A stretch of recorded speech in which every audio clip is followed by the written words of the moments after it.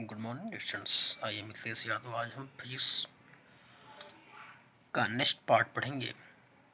मैंने आपको कल कुछ होमवर्क के कुछ न्यूमेरिकल क्वेश्चन दिए थे, जिसको आज मैं खुद सॉल्व करता हूँ।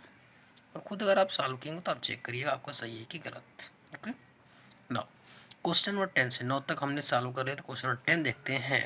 दो बिंदु आवेश क्रमशः दिस एंड दिस 1 मीटर की दूरी पर स्थित हैं।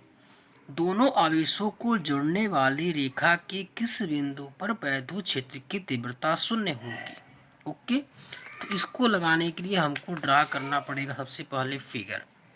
तो देखिए फिगर, ये आपका इस बिंदु पर मान लेते हैं ए और बी दो बिंदु हैं। इस बिंदु पर इतना कूलम आवेश और इस बिंदु पर इतना कूलम आवेश।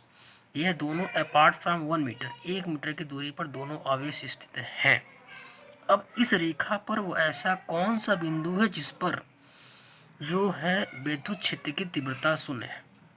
तो मान लेते हैं कि बिंदु आवेश जो ए पर स्थित आवेश है, उससे एक्स दूरी पर एक बिंदु सी है जहां उत्पन्न वैद्युत क्षेत्र की तीव्रता नेट कितनी है, शून्य है।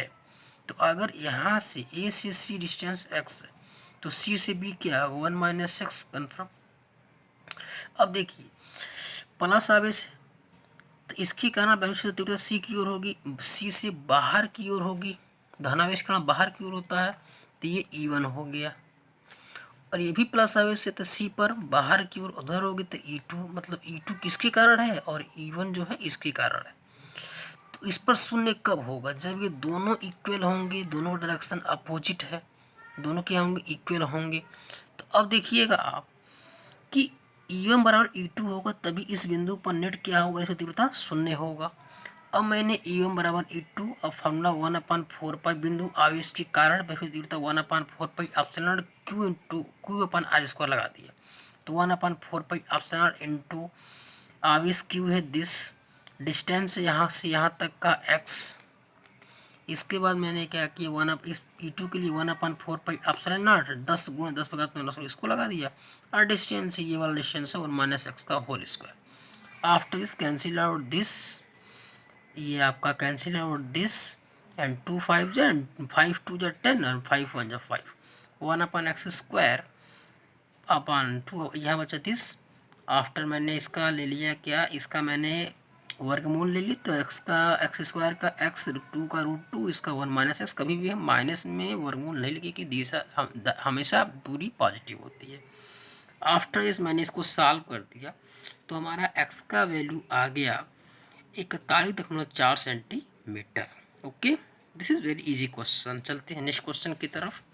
नेक्स्ट क्वेश्चन हमारा है कि एक अल्फा कण इतने वैद्युत क्षेत्र में स्थित है, उस पर लगने वाले वैद्युत बल की गणना करो। अल्फा कण है, देखिएगा अगर अल्फा कण है, ई दिया हुआ है, अल्फा कण पर आवेश जो होता है इतना होता है, एफ निकालना आपको मैं E = F1 Q0 पढ़ाया हूँ। यहाँ अल्फा है तो अल्फा, तो F = EQ अल्फा हो जाएगा। मान भर दिया, आपका आंसर आपका 4.8 × 10⁻14 न्यूटन प्रति कूलम आ गया। अब बात करते हैं क्वेश्चन नंबर 12 की।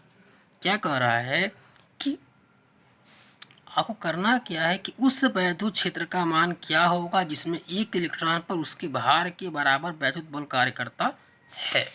तो अगर आपको इसको लगाना है तो आप देखो, यहाँ E निकालना है, Q इलेक्ट्रॉन है तो इलेक्ट्रॉन पर कितना होता है, आप पढ़े हैं F = QE, F = mg पढ़े तो mg = QE, E = क्या हो जाएगा, mg/Q। अब मैंने मान भर दिया, सॉल्व कर दिया, आपका E आ गया 5.51 × 10⁻11 न्यूटन प्रति कूलम। ओके, तो अगला क्वेश्चन नेक्स्ट वीडियो में देखेंगे, क्वेश्चन नंबर 13 को।